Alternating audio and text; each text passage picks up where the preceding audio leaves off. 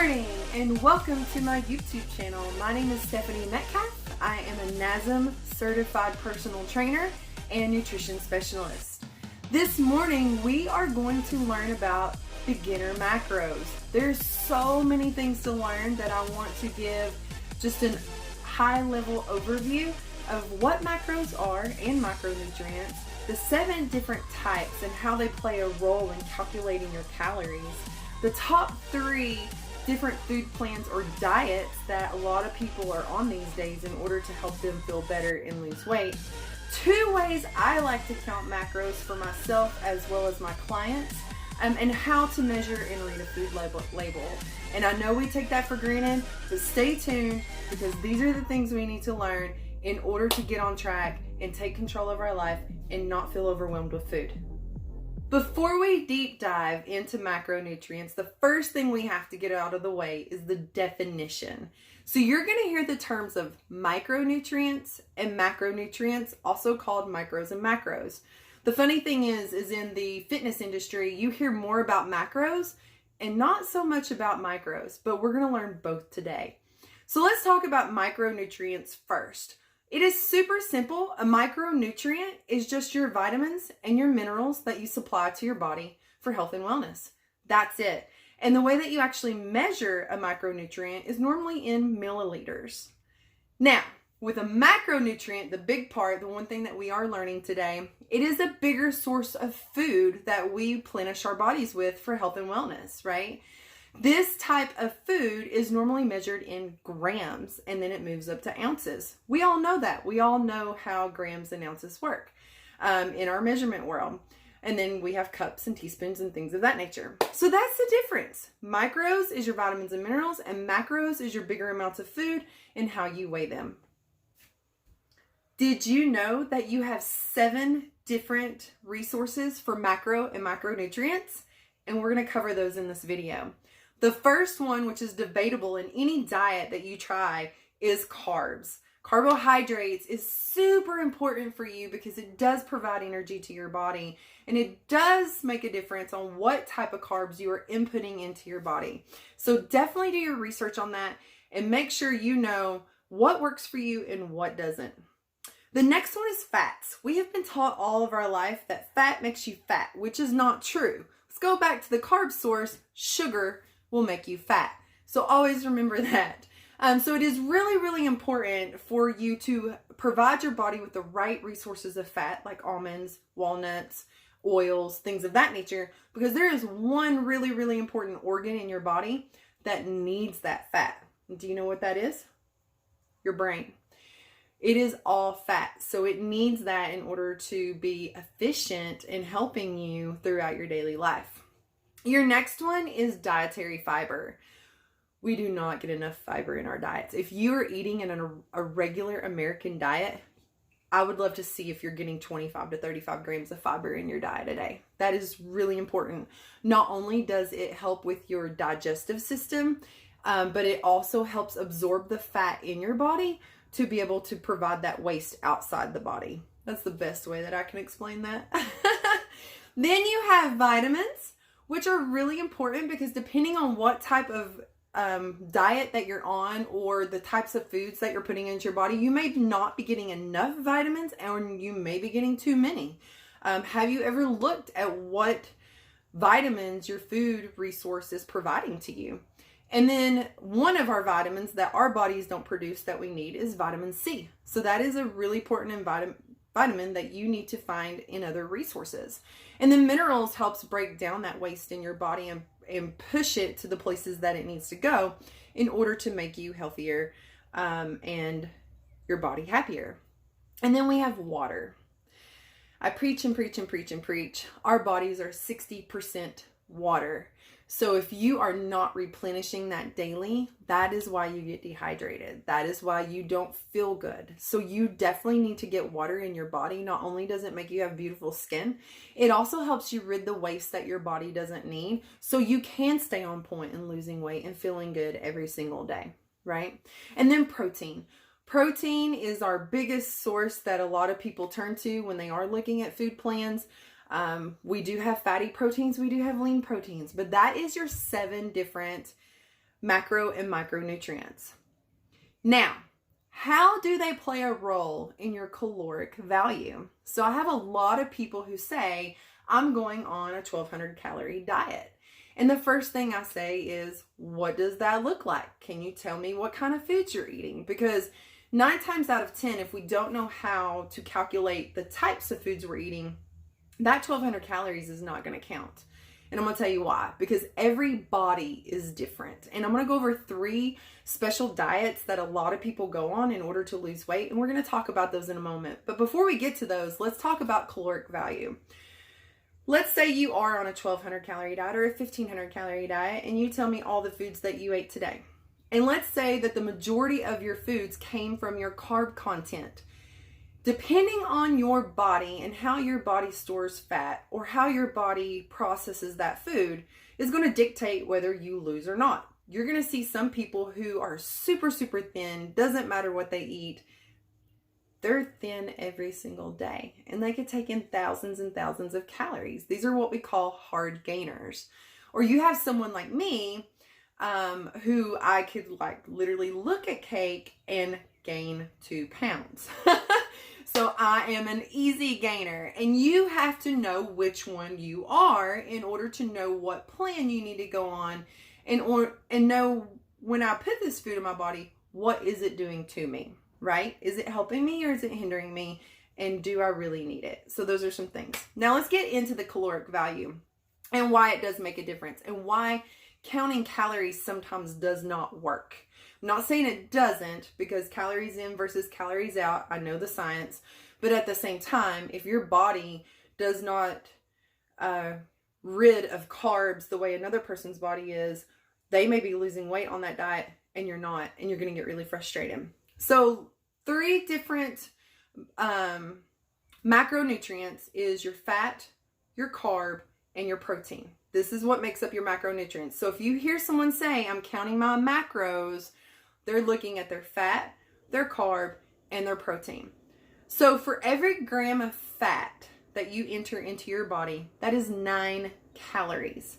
For every gram of protein or every gram of carb that you intake into your body, that is 4 calories a piece, okay? And then there is a 4th macronutrient. We don't add it into your food plan because your body has a really hard time breaking it down, and it can also hurt your protein synthesis when you are trying to build muscle and curve that waistline, and that's alcohol. If you do like alcohol with your food, you do need to understand that there are 7 calories per gram of serving. So just so you know. And that is how your food is made up on your food label, and we'll get into that in just a moment. So remember, fat is 9 calories per gram.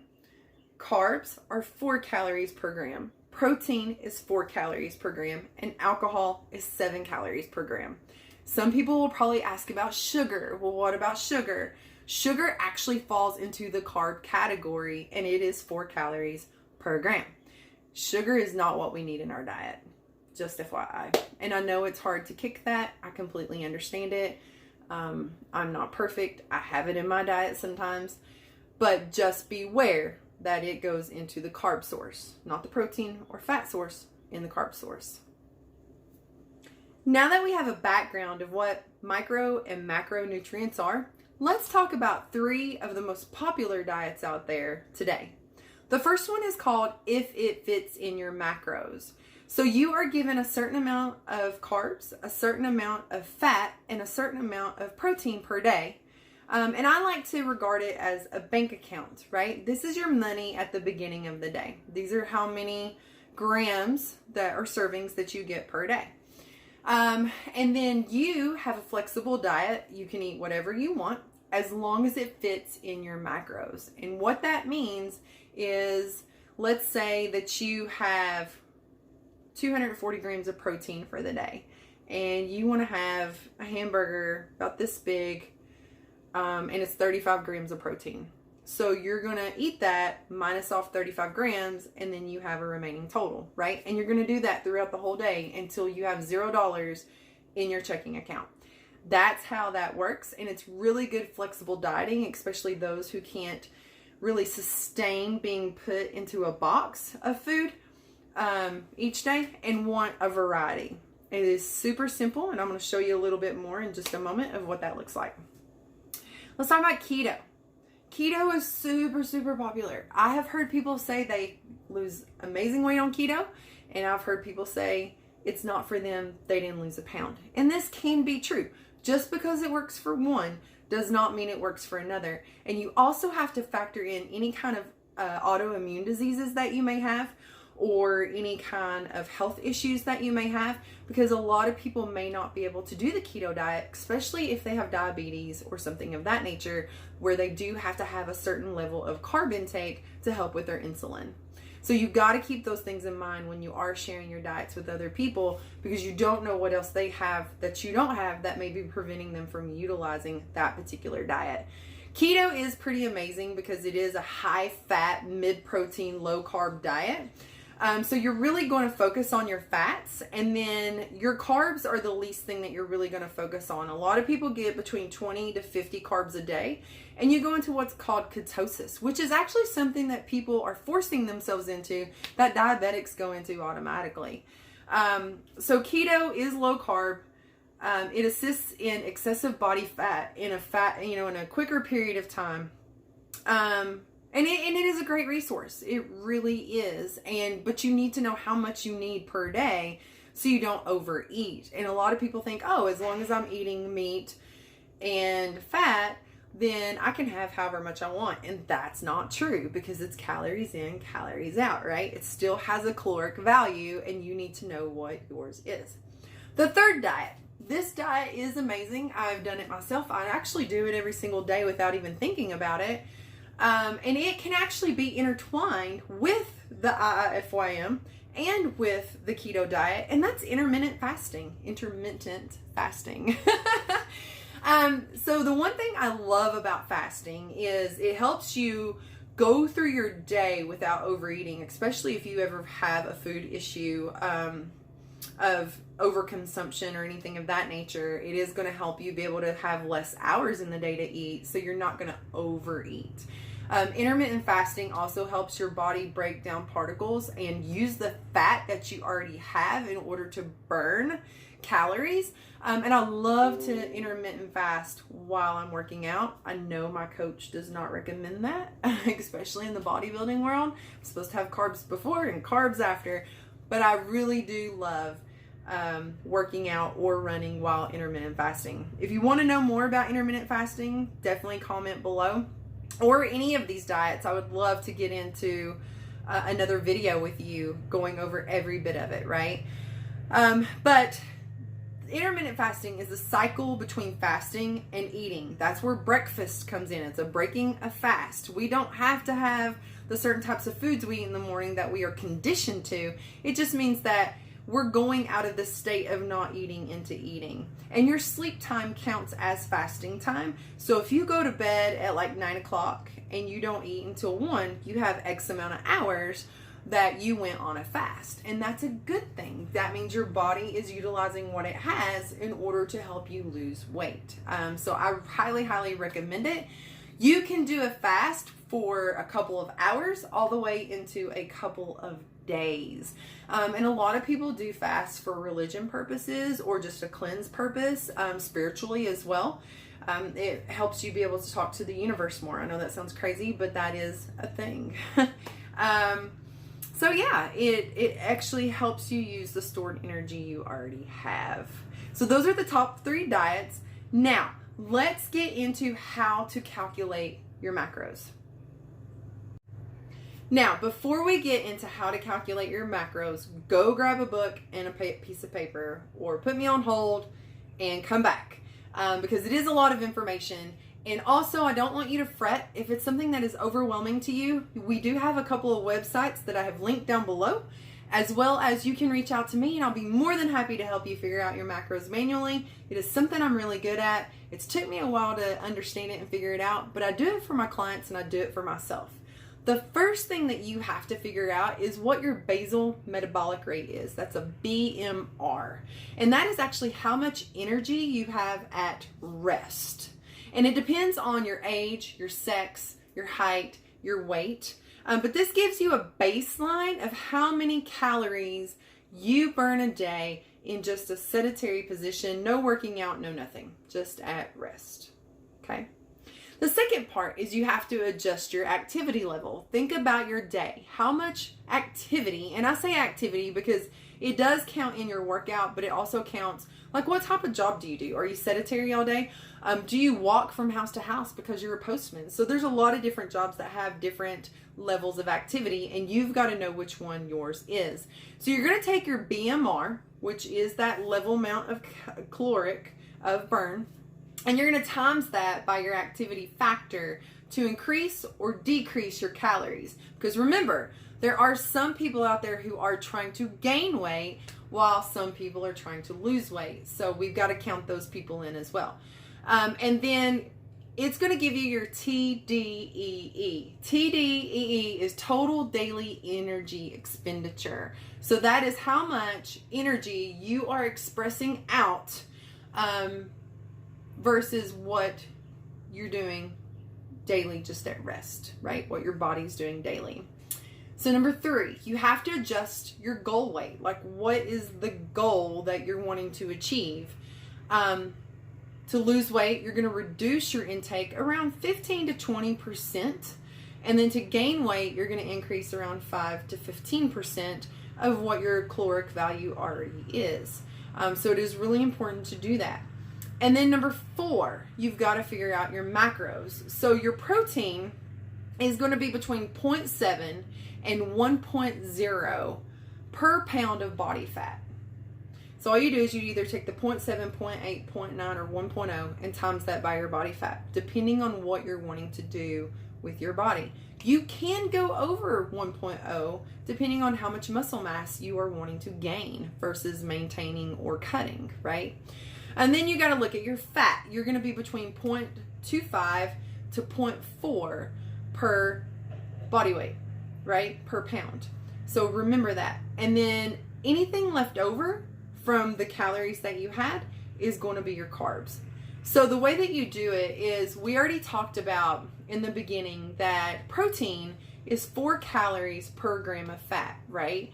So if you want to do 1.0 per pound of protein, you're going to take that 1.0, and let's say you weigh 200 pounds, so you're going to get 200 grams of protein a day. You're going to take that 200 grams of protein, times it by 4, and that is going to give you how many calories you're going to get from protein. So if you're on a 1,500 calorie diet, you're going to minus that amount of calories from that, and then you're going to go to your fat. So if you want to do 0.4 in fat, I actually go up to 0.6 in fat, just depending on what types of food that you like if you're more of a carby person or if you're more of like a butter cheese person. I will tell you to go between 0.3 to 0.6.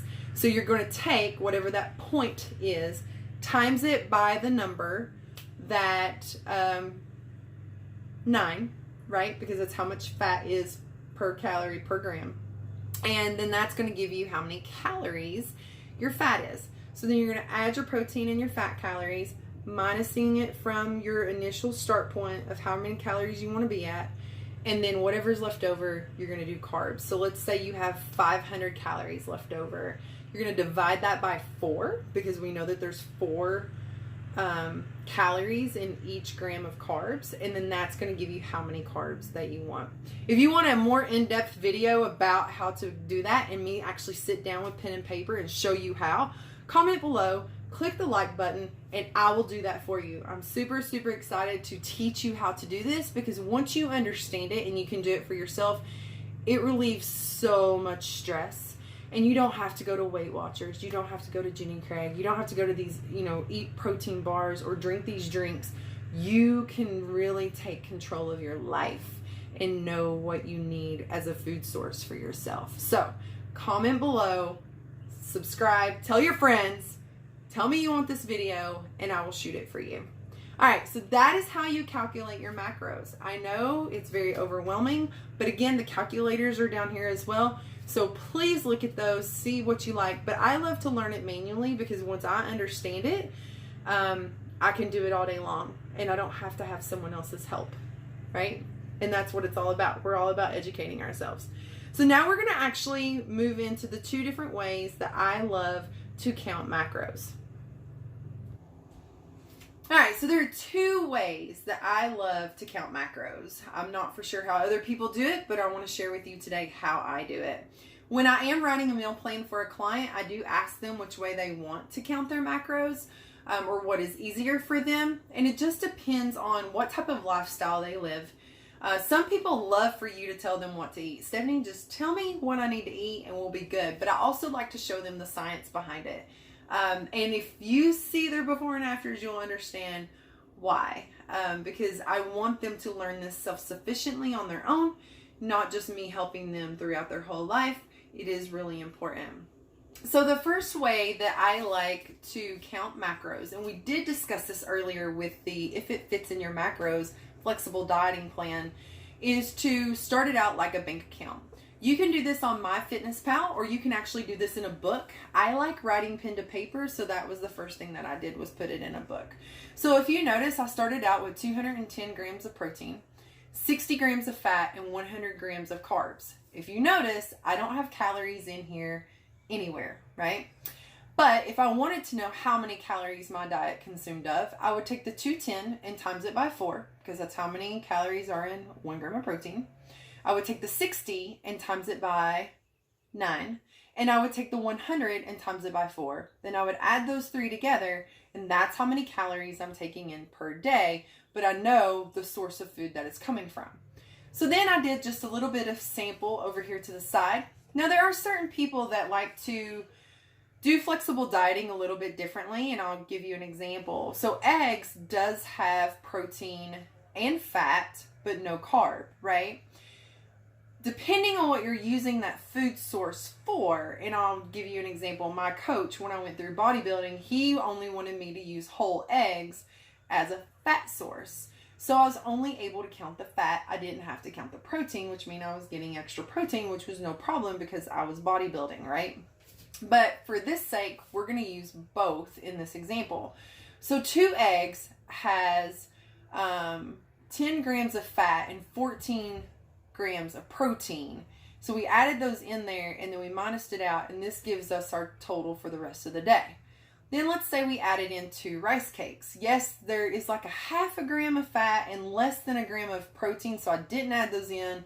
But we do know that there are 14 grams of carbs, so I minused that out of my 100, which gave me 81, right? So I just keep going throughout the day, adding in my food. You're going to find out, if you were to actually follow this and follow your regular meal plan right now, you would be super over the amount that you should be eating. So it is a huge eye-opener once you start looking into it. Now, the other type of food plan that I like, which I'm going to hold it up here, of counting macros, is dividing it into 6 meals, right? So I took the same amount up here, if you notice, and I divided it into 6 meals. So I'm going to have 6 meals of protein with 35 grams, 10 grams of fat, and 16.5 grams of carbs. And then I just did another little simple meal plan here. So if you notice, egg whites, they only have protein in them. They don't have fat or carbs. So egg whites, if I did 268 grams of egg whites, and I would have to measure that on my scale, that would give me 35 grams of protein. So that is my protein I would have for this particular meal. So this is one meal that I would have.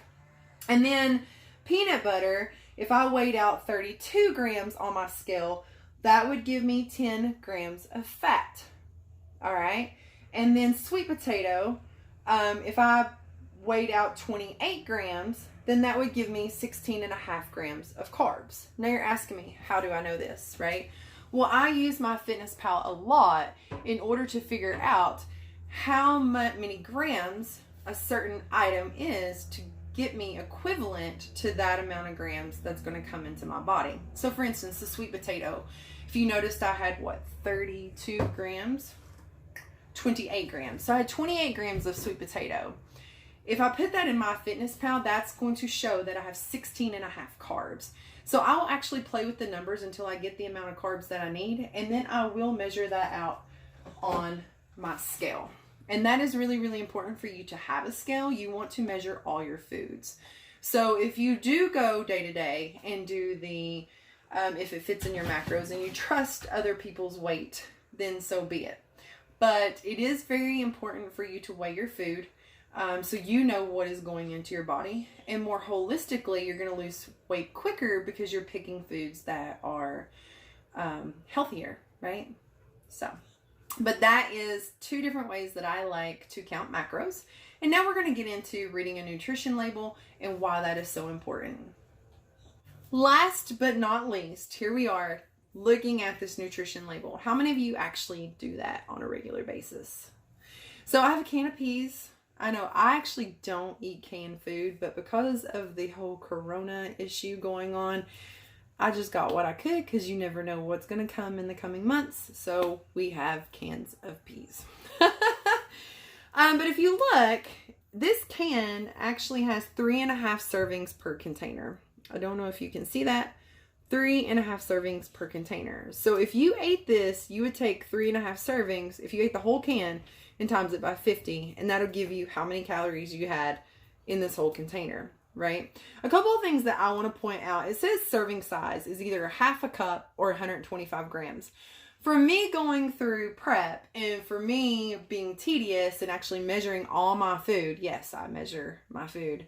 I have noticed when you actually measure out in the grams versus doing like the 1/2 cup, you get more food. And I'm also going to let you know that when you start measuring things out, you're going to know that you get gypped from the producers of your food. So for instance, anytime I pick up 99% lean ground turkey and I'm weighing it out, it's supposed to weigh 1 pound, right? It says 1 pound on the package.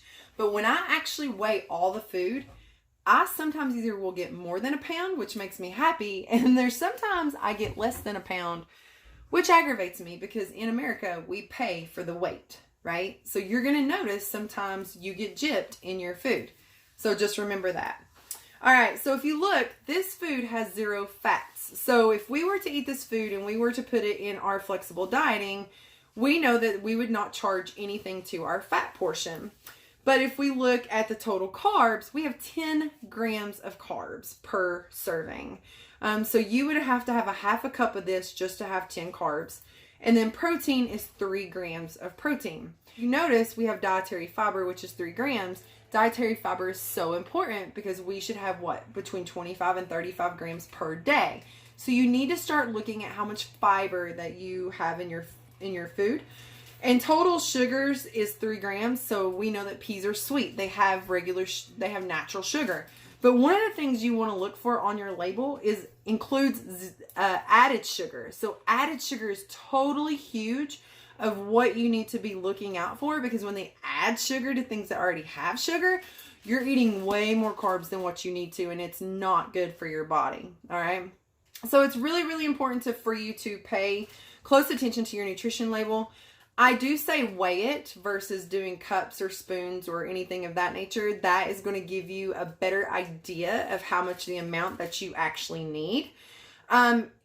If the serving is in grams, you do need to weigh it. Weigh it in grams. I think that is really important. Sometimes I weigh my meat in grams, but then sometimes I weigh it in ounces. It just depends on what I'm eating, right? And how much I have to have of it. But it is really, really important for you to actually measure your food. That's where we get into the trouble of overeating because we don't measure. Did you know 1 serving of M&Ms is 9 M&Ms? Just 9. Can you eat just 9 little tiny M&Ms? Because that is a big thing that I had a really hard time with. It's not worth it. And it's like 180 calories for 9 M&Ms. So think about that. For 180 calories, I could actually eat a pretty good, decent snack with the types of foods that I eat now. So that is how to read a nutrition label. It is really important for you to do that.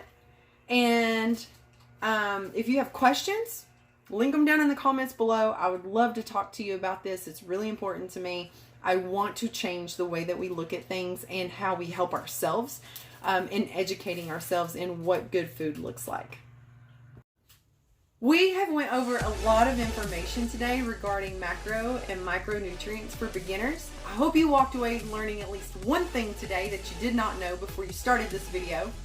Please like this video, giving it a thumbs up, subscribe to my channel, and if you have friends who have issues with this as well, please tell them about my channel because I would love for them to learn as well. I have other videos I would like for you to watch also. If you have questions pertaining to this particular video, please comment below or message me personally. I would love to help you further. And if there are things that you questioned in this video that you would like more information on, comment below as well and I'll make additional videos. Thank you again for being a part of this channel. Go Team Boss.